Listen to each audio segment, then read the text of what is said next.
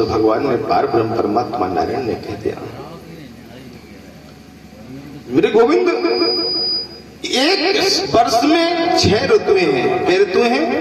6 ऋतुएं हैं। और 6 ऋतुओं में 12 महीने हैं। तो एक ऋतु में कै महीने हुए? 2 हुए। इस समय कौन सी ऋतु चल रही है? हमारे जोरा वाले भैया ज्यादा जाना भाई, अब रिश्तेदार हैं तो इनको तो पक्षपात करना पड़ रहा है।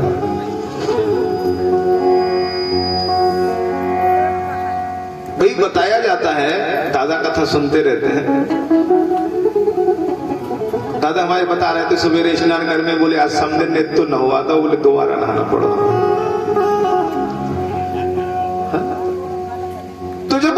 एक वर्ष में 6 ऋतुएं और 6 ऋतुओं के पास एक ऋतु में 2 महीने हैं।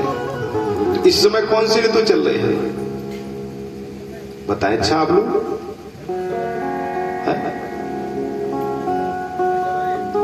शरद ऋतु चल रही है। शरद पूर्णिमा से चालू हुई है और इसके बाद कौन सी चालू हो गई है? पूस और माहो जो है ना, पूस और माहो शिशिर ऋतु में है। किसमें है? शिशिर ऋतु में है। कौन सा महीना चालू हो गया है आज से? हाँ तो आज ही की बात कर रहे हैं हम, कल की कहीं नहीं रहे। न कल आया है न कल आएगा, हमेशा आज ही है। जो प्रैक्टिकल है वही आज है। इसके बाद कल तो न कभी हुआ है न कभी होगा। जो बीत गया वो भी कल नहीं है और जो आ रहा है वो भी कल नहीं। जो है सब कुछ आज है, प्रैक्टिकल है। तो आज क्या है बताओ? शिशिर ऋतु है ना। और शिशिर ऋतु में 2 महीने, पूस और माह। इसके बाद कौन सा आता है? फागुन और चैत। वो कौन सी ऋतु में आता है? बसंत ऋतु। बसंत पंचमी को मैया सरस्वती की पूजा होती है। फागुन और चैत का महीना आता है बसंत ऋतु में। और इसके बाद बैसाख और जेठ ग्रीष्म ऋतु में। कौन सी ऋतु है? ग्रीष्म ऋतु, जिसे गर्मी कहते हैं। बैसाख और जेठ, आषाढ़ और सावन वर्षा ऋतु में। और भादो कुआं बताए। अब तो शरद पूर्णिमा तो सब गांव गांव की बिटियां जानती, बोले झिझिया को। भादो और कुंवार का महीना जो है ना, दशहरा में रावण जो मरता है, वो कौन सी ऋतु होती? शरद पूर्णिमा। जब घर घर में खीर रखी जाती, बोले चंद्रमा से अमृत गिरेगा। और कुंवार के बाद कार्तिक और अघन, जो 2 महीना हेमंत ऋतु के हैं। इस प्रकार से 6 महीने। क्या महीने हैं? 6। बोले हेमंते प्रथमे मासे नंद बिरध कुमार। ब्रज की कुंवारियां कार्तिक के महीने में स्नान करते हैं, ठाकुर जी को स्नान कराते हैं, जमुना में स्नान करती, नदियों में स्नान करते हैं। और इस बार मलमास पड़ रहा है तो कार्तिक में कई गांवों में महिला स्नान करेंगे और मांगते हैं गोविंद से मेरा कन्हैया जैसा पार हो। कहा गया है कि कात्यायनी महामाये महायोगिंधीश्वरी नंद ब्रज नंद गोपी सुतम देवी पति में कुरुते नमः। कात्यायनी महामाये और महायोगिंधीश्वरी। आज मैया की सब जगह जाकर के मैया कात्यायनी की पूजा करते हैं, और जब कात्यायनी की पूजा करते हैं तो कहते हैं बोले नंद गोप सुतम देवी और पति में कुरुते नमः। हमें श्याम सुंदर जैसा कन्हैया जैसी पूजा मिले, ऐसी पूजा करते हैं। मेरे भक्त वत्सल भगवान नारायण वास्तविक स्वरूप का दर्शन करते हैं। ब्रज की कुंवारियां इस प्रकार से मिलना है, उनकी ऐसी लीला को करना है, वास्तविक स्वरूप का दर्शन कराना। कात्यायनी की जब पूजा करती है मांगती है प्रभु हमें अगर घर पर मिले तो श्याम सुंदर जैसा मिले। स्नान करते हैं और भक्त वत्सल भगवान का भाव करते हैं। लीलाधारी पुरुषोत्तम, क्योंकि कहा भी गया है कि श्याम सुंदरम ते दास्यम करवाम तबोधतः देहि बसामि धर्मज्ञेनो चेद राज्ञे बुभावतः। और इन्हीं नारियों के बीच में एक और गोपी का नाम आता है, ध्यान देना। इन्हीं नारियों के बीच में गोपी का नाम और आता है जो इस कलयुग की गोपी है। कौन है? इस कलयुग की गोपी है जो भगवान श्याम सुंदर की बहुत भक्ति करते हैं, जिसका जन्म बहुत ही सुंदर समय हुआ है। एक गोपी ऐसी हुई है,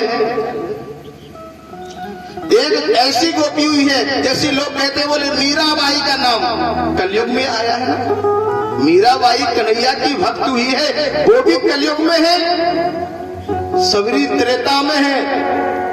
लेकिन एक हमारे बुंदेलखंड में भी भगवान की भक्त हुई जिसका जन्म पावन पुनीत चरित्र में हुआ है।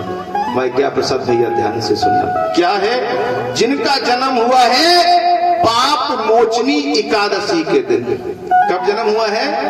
पाप मोचनी एकादशी के दिन। कितना सुंदर समय, जो हमारी भागवत भी एकादशी को प्रारंभ है।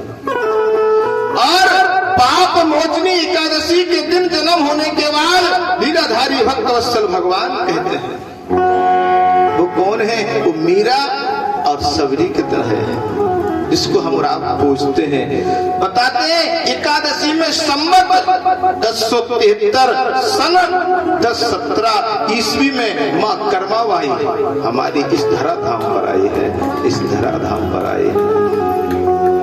भक्त श्रोमणी मंगलकारी, वो सेवा और त्याग भक्ति से उदार मेरी माँ है। उस माँ की ऐसी महिमा है जिनका नाम कर्माबाई है, जिनका जन्म बड़े सुंदर समय पर हुआ है। क्योंकि परम आराध्य भक्त श्रोमणी कर्माबाई ने जन जन में जाकर के भक्ति का भाव प्रकट किया है। ऐसी कर्माबाई ही लोग कहते कि उन्हें हमारे साहू समाज या राठौर समाज में जन्म मिला। जन्म जो भक्त होता है उसका कोई समाज नहीं होता है, जो भक्त होता है उसका कोई समाज नहीं होता है। वो तो नारायण के द्वारा भेजा हुआ एक तुच्छ जीव प्राणी होता है, और वो भक्ति इतनी करती है कि जन जन में उसके घर घर में पूजा की जाती है। ऐसी हमारी कर्माबाई है। कर्माबाई का विलक्षण स्वभाव इतना सुशील है कि वो भक्त शिरोमणियों में गिनी जाती है। जैसे भक्त रैदास है, भक्त अनसुईया है, सती सुलोचना है, सती सावित्री है, और सती कर्माबाई जी है, जो भक्त शिरोमणि है। जैसे मीराबाई कहती थी, मेरा तो गिरधर गोपाल दूसरा ना कोई रे, जाके सिर पे मोर मुकुट सोई पति होई। ऐसी वो कर्माबाई थी जिन्होंने संसार में भक्ति से हम और आपको, जो आज उनका वंश चल रहा है, सबको भक्ति करना सिखाया है। ऐसी देवी को हम हृदय से नमन करते हैं, कोटि कोटि प्रणाम करते हैं। वो कर्माबाई है। जिस समय ऐसे मेरे परमात्मा, ऐसे मेरे ईश्वर ने, लीलाधारी ने जब ऐसी लीला की, भक्त वत्सल भगवान ने जब ऐसी लीला कर दी, कह दिया कि आज तो हम क्या करेंगे। पाप मोचनी एकादशी, जैसे देव उत्थान एकादशी होती है, उत्पन्ना एकादशी होती है, ऐसी सारी एकादशियों में पाप मोचनी एकादशी है। जिस दिन कर्माबाई का जन्म हुआ, हमारे वंश के पाप को मोचन करने वाली, दूर करने वाली वो देवी हमारे घर में उत्पन्न हुई थी। वो देवी उत्पन्न कब हुई है? जब मेरे गोविंद, जब मेरे श्याम सुंदर लीलाधारी भक्त वत्सल कहते हैं, करोड़ों परिवार में कोटि कोटि नमन करने वाली, और बहुत सुंदर स्थान है हमारे बुंदेलखंड में ही उनका जन्म हुआ है। कहाँ जन्म हुआ है? बुंदेलखंड में, जहाँ राजा राम सरकार ओरछा में निवास कर रहे हैं, जहाँ पर हरदौल की जन्मभूमि है, राजा राम की स्थली है, वो झांसी नगर के पास। चैत कृष्ण पक्ष में, कौन सी तिथि है? चैत कृष्ण पक्ष। और चैत कृष्ण पक्ष के समय लक्ष्मीबाई का जहाँ क्षेत्र रहा है, रानी लक्ष्मीबाई। देखिए, अगर 1073 में अगर हमारी कर्माबाई का या 17 में कर्माबाई का नाम रहा, तो उसके बाद रानी लक्ष्मीबाई का भी नाम रहा। झांसी एक ऐसी तपोभूमि है जहां झलकारी बाई का नाम रहा, रानी लक्ष्मीबाई का नाम रहा, और हमारी आदि शक्ति कर्माबाई का नाम रहा। जहाँ की देवियां महान हैं। लोग कहते हैं कि हम पुरुष हैं इसलिए श्रेष्ठ हैं। झांसी में तो रानियों का नाम रहा, देवियों का नाम रहा। और इतने सुंदर बात्री वंश में उत्पन्न होने वाली वो कर्माबाई ने अपने जन जन में भक्तों को भाव प्रकट कराया है। उस कर्माबाई को हृदय से नमन करते हैं। एक बार बताया जाता है, संतों ने कहा कि कर्माबाई के पिता छोटी सी मूर्ति कन्हैया की लेकर के आए, और कन्हैया की छोटी सी मूर्ति को लेकर के आए और घर में रख दिया। और घर, पहले तो लोग गरीब होते थे, कच्चा मकान है, उसमें एक पर्दा डली है, और उसी पर्दा के अंदर हमारे लड्डू गोपाल जी को बैठाल दिया। और जब लड्डू गोपाल जी को बैठाल करके लड्डू गोपाल जी की पूजा करते थे, एक दिन हमारे साहू समाज के जो भक्त थे, कर्माबाई के जो पिता थे, उनको किसी कारणवश घर से बाहर जाना पड़ा। और जब घर से बाहर जाने लगे तो आज कर्माबाई से बोले, बेटी हमारे जो लड्डू गोपाल जी हैं उनका तुम्हें नित्य पूजा पाठ करना है। अब छोटी सी बेटी भगवान की भक्त कैसे बन सकते हैं? लेकिन उस कर्माबाई ने पिता की आज्ञा को स्वीकार किया, और पिता की आज्ञा को स्वीकार करके पिता से कहा कि आप जाओ और भ्रमण करके आओ, लेकिन हम कन्हैया की भक्ति भाव से, आराधना से पूजा करेंगे। क्योंकि कर्माबाई ने कहा कि माता पिता और गुरु की बानी विनय विचार करिए शुभ, प्रात काल उठ के रघुनाथा, और माता पिता गुरु नावई। आज वो कर्माबाई ने पिता की आज्ञा को स्वीकार कर लिया, और पिता की आज्ञा को स्वीकार करके कर्माबाई भगवान की पूजा करने जा रही है। और जब भगवान की पूजा करने के लिए इच्छुक होती है और कहती है कि परमात्मा श्याम सुंदर लीलाधारी, मैं आपकी कैसे पूजा करूंगी? पिता तो चले गए और शाम को भोजन बनाया, और भोजन में जब गरीब है तो क्या बनाया? खिचड़ी बनाई, भगवान के लिए खिचड़ी बनाई। और भगवान के लिए खिचड़ी बनाई। आज उन्हीं कर्माबाई के बदौलत जगन्नाथपुरी में एकादशी के दिन भी खिचड़ी का भोग लगता है। जगन्नाथपुरी में, जहाँ जगन्नाथ जी भगवान सुभद्रा के साथ में, बलभद्र जी के साथ में विराजमान है, उड़ीसा में। उन्हीं कर्माबाई की भक्ति से एकादशी के दिन भी चावल की खिचड़ी का भोग लगाया जाता है। ऐसी वो कर्माबाई थी। और कर्माबाई ने लगाई रसी खिचड़ी का भोग और बार बार पर्दा लगा रही है, बार बार पर्दा खोल रही है, लेकिन भगवान तो, क्योंकि पत्थर की मूर्ति कैसे सामने प्रकट हो जाए, सोच रही है मेरे पिता लौट के आएंगे तो कहेंगे कि बेटी तुमने भगवान का भोग नहीं लगाया, भगवान उदास बैठे हैं, कमजोर हो गए हैं। क्योंकि कहा जाता है प्रेम ही इंसान को इंसान बना देता है, और प्रेम वो चीज जो पत्थर में भगवान मिला देता है। तो कर्माबाई के नेत्रों में अश्रु आ गए। हे गोविंद, मैंने कौन सी भूल कर दी जिससे आप मेरी थाली भरी खिचड़ी का भोग नहीं लगा रहे? मेरी डांट मेरे पिता से करवाओगे। एक छोटी सी नन्ही सी बेटी कर्माबाई आज रो रही है, गोविंद मुझसे कौन सी भूल हुई जो मेरे पिता लौट करके कल सुबह आएंगे प्रातः काल तो कहेंगे कर्मा तुमने मेरे लड्डू गोपाल को भोग नहीं लगाया। आज कर्मा रो रही है और भगवान के सामने बार बार पट को खोल रही है, बार बार घंटी को बजा रही है, लेकिन परमात्मा प्रकट है।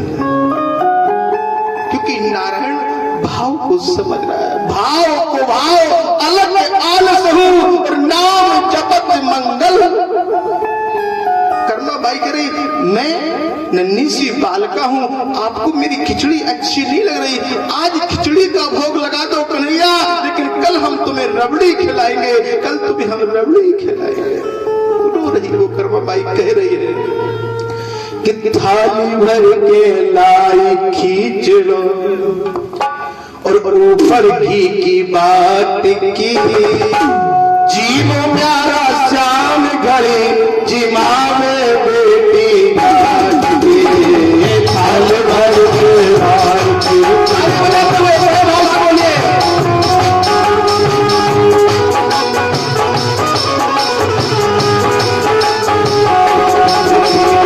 थाल भर के लाई खिचड़ो ऊपर घी की बात की, जीवो सारा श्याम घड़े जिमा में बेटी बात की, थाल भर के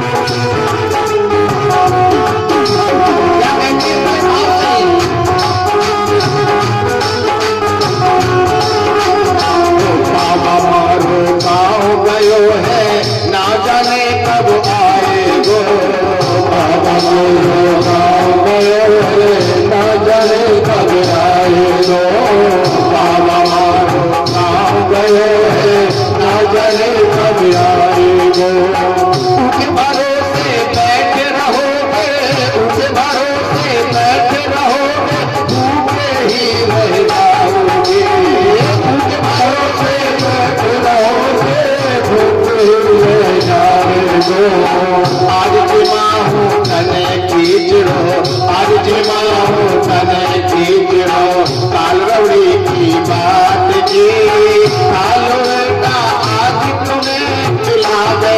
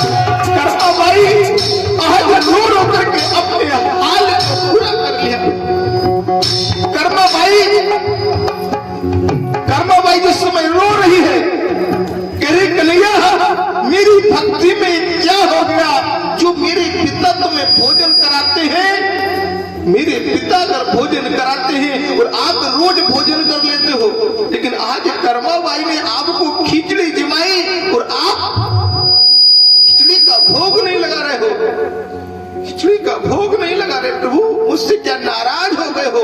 आज नन्ही सी बेटी कर्माबाई रो रही है, श्याम ये कन्हैया मेरे पिता मेरी डांट लगाएंगे। क्यों? मैंने सुना है ध्रुव जी की बन गई, प्रहलाद जी की बन गई। हे प्रभु तो क्या मैं आपकी दासी नहीं हूँ? क्या मैं आपकी भक्त नहीं हूँ? क्या मैं आपकी पुत्र नहीं हूँ जो मेरे नाम को नहीं सुन रहा?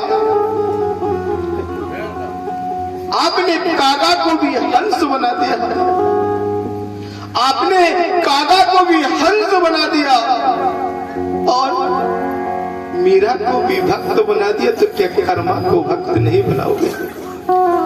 क्या कर्माबाई को भक्त नहीं बनाओगे आप? क्या कर्माबाई को भक्त नहीं बनाओगे? बार बार कह रही है, रो रही है कि भक्ति हो ये कर्मा जैसी सांवरिया घर आए हो, भक्ति हो कर्मा जैसी सांवरिया घर आए हो और भक्ति भाव से पूर्ण होकर हरस से गुण गाए। आज वो भक्ति रूपी कर्मा कन्हैया को प्रेम से भोजन करा रही है और कन्हैया प्रगट हो गए। बोले सांवरिया सरकार की साचो प्रेम प्रभु से करियो, साचो प्रेम प्रभु से करियो, मूर्त बोली काट के ताल भर के लाई की जो ऊपर की बात